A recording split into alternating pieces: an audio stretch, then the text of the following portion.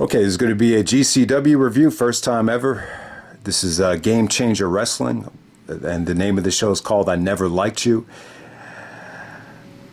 You know, the match that really got my attention is Will Ospreay taking on Nick Wayne. This created a lot of buzz last summer. It actually made my list of the top 30 pro wrestling matches of 2022 during the halfway mark. It actually was uploaded on YouTube, so I tried to watch the show on Fight. At the time, they weren't accepting all major credit cards, so it wouldn't go through. But now, they totally changed their format on Fight, and if you order Fight Plus, it actually comes with GCW for $7.99 a month. So I actually subscribed to Fight Plus, and GCW is running a lot of WrestleMania weekend shows, so definitely looking forward to that. So yeah, Game Changer Wrestling. If you haven't heard much about them, I'm sure most people have.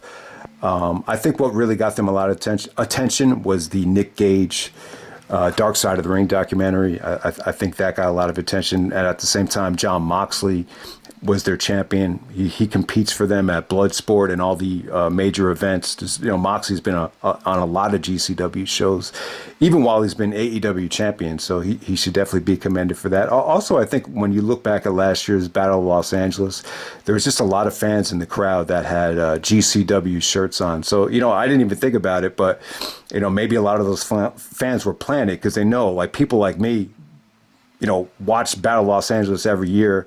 So I think that was great promotion for GCW as well. So, but yeah, man, like when you look back at last summer, Ospreay came to the States and he stole the show with Orange Cassidy at Forbidden Door. But, for as good as that match was, I think this match with Nick Wayne, it's probably a little bit better. It's just a spectacle. They created magic in the ring. And, it just really got my attention. I think Ospreay's a hell of a talent. Obviously, he wrestled Kenny Omega at Wrestle Kingdom this past year, which I, still want to check out. But yeah, let's get right down to it. When I started watching the show, I kind of went into it just thinking like I'm not really going to know much of these guys on the show, but aside from just one match, it was the Second Gear Crew versus Waves and Curls. That's the only match where I was just totally unfamiliar with everybody.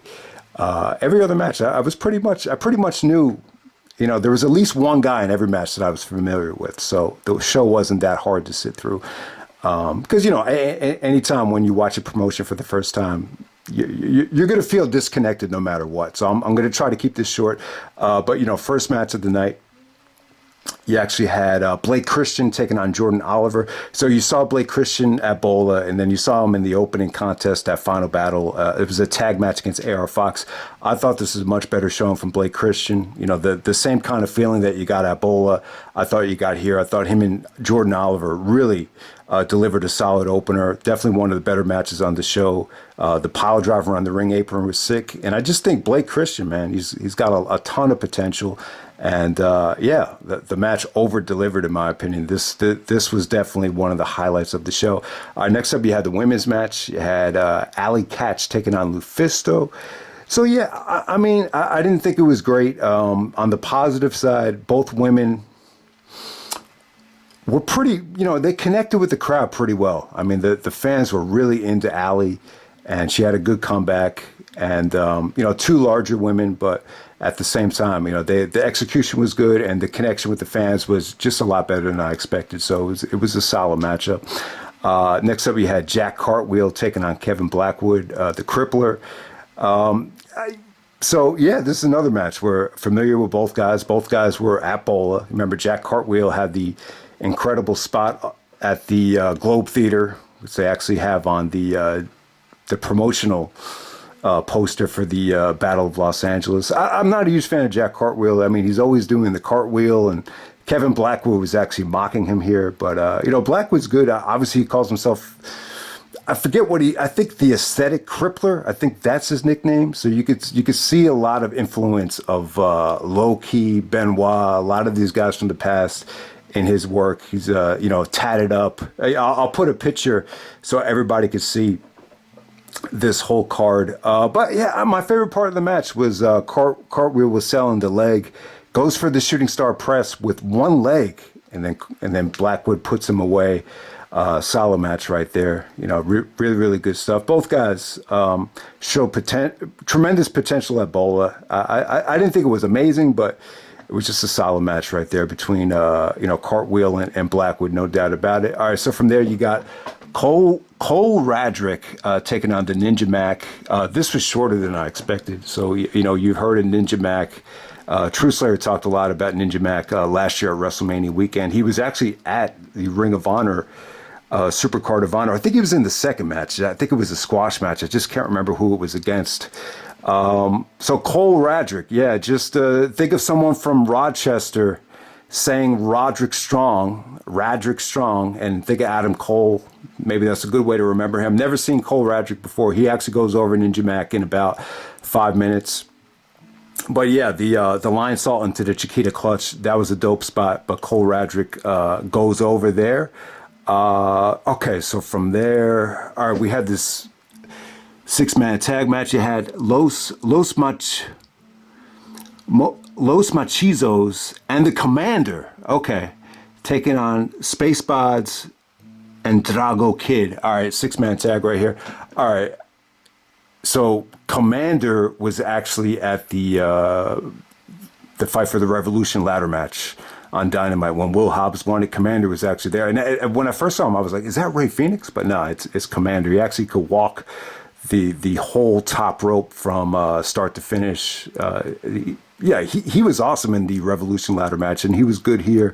He was definitely a highlight. So some of these guys look good, and there were other guys that just looked like, not quite ready for prime time yet. Like if this had aired on Dynamite, this would have got a lot of shit. But, for an indie show, it was pretty good. You definitely had a nice mix of talent, lots of lucha style, talent here. One guy was actually wearing earphones during the match, the Beats by Dre, mega headphones.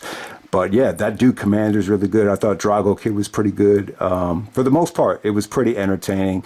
I just feel like if you ask these guys to go out there on a AEW pay-per-view or AEW television taping, it would have had to be cleaned up just a little bit, but it was solid for this show. I would definitely say that. All right, next up you're gonna get Joey Janella taking on JT Dunn. The second best match of the night. It was crazy.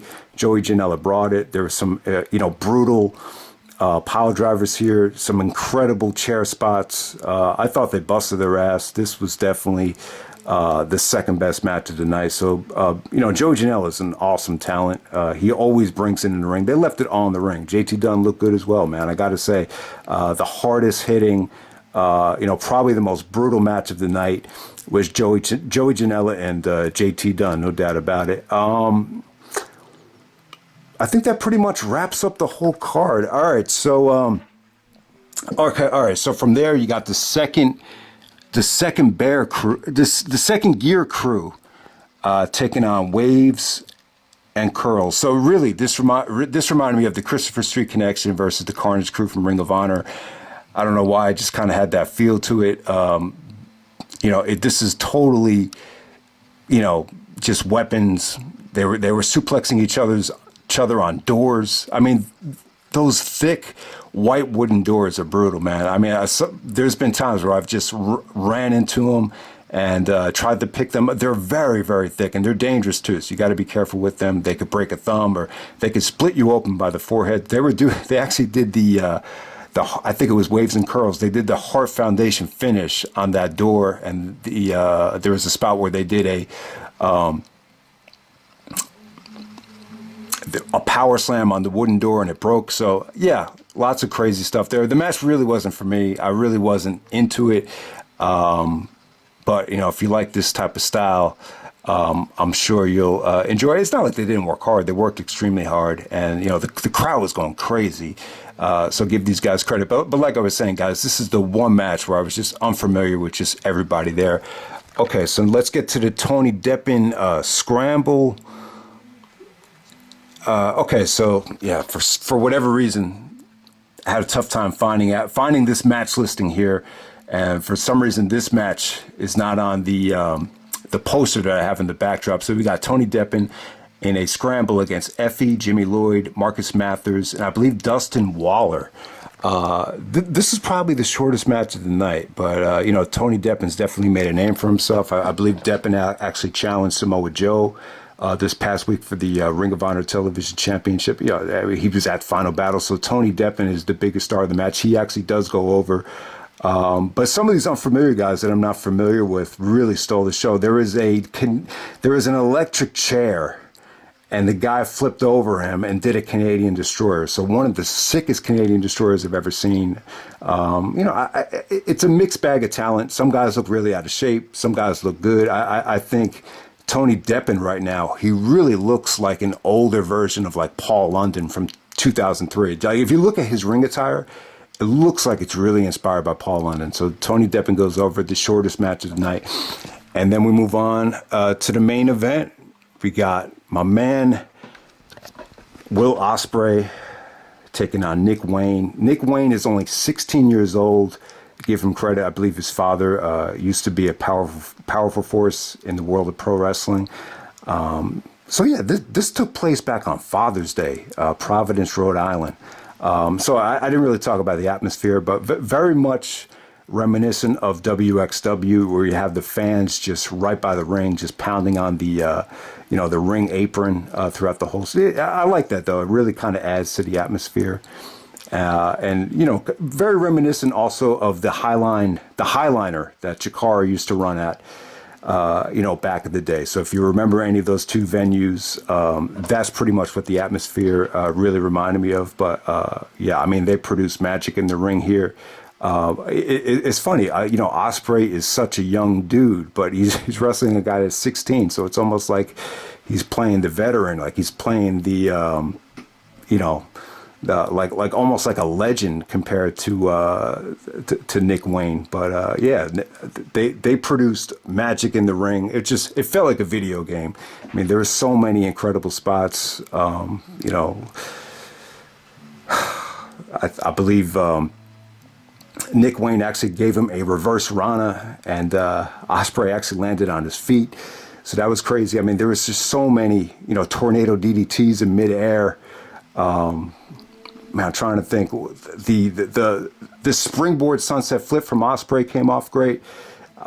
Just so many must-see spots here. I would actually say I think from a pure athletic standpoint and just from a pure visual standpoint, it probably exceeded the Orange Cassidy match. It just really felt like Ospreay was the superior here, and Nick Wayne was just fighting from behind. The whole crowd was chanting Nick fucking Wayne, Nick fucking Wayne, like they really wanted to see him win this thing. For whatever reason, Ospreay had a ton of heat here.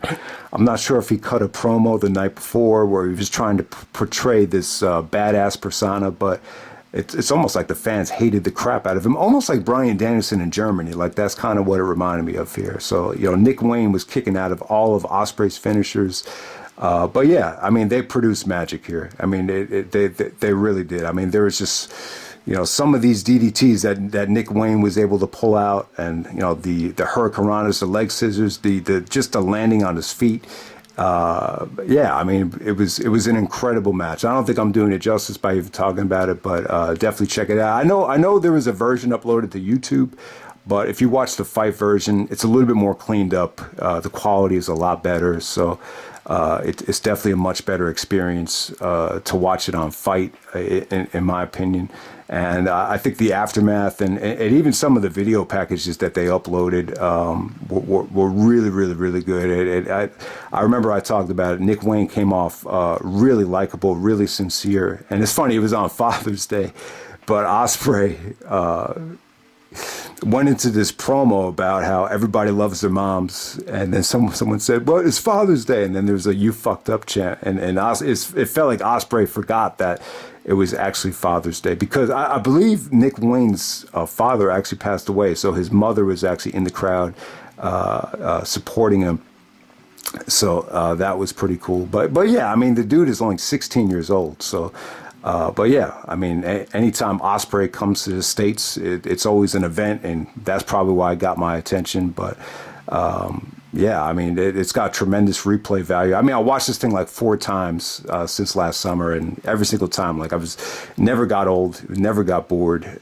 So definitely check it out if you haven't yet. So that's GCW's I Never Liked You. And yeah, you know, look forward to some more GCW, and you know, hopefully I'll try to watch that Impact show, the Multiverse show. This should be a really interesting WrestleMania weekend. You know, I really feel like you know, NXT has a ton of competition. I think the NXT show will be really good as well. You also got Supercard of Honor, you got New Japan working with Impact, you got DDT and GCW. There's just so much to look forward to. So hopefully it's an incredible weekend, and we'll see what happens. So I hope you guys enjoy the review, and I'm out. All right.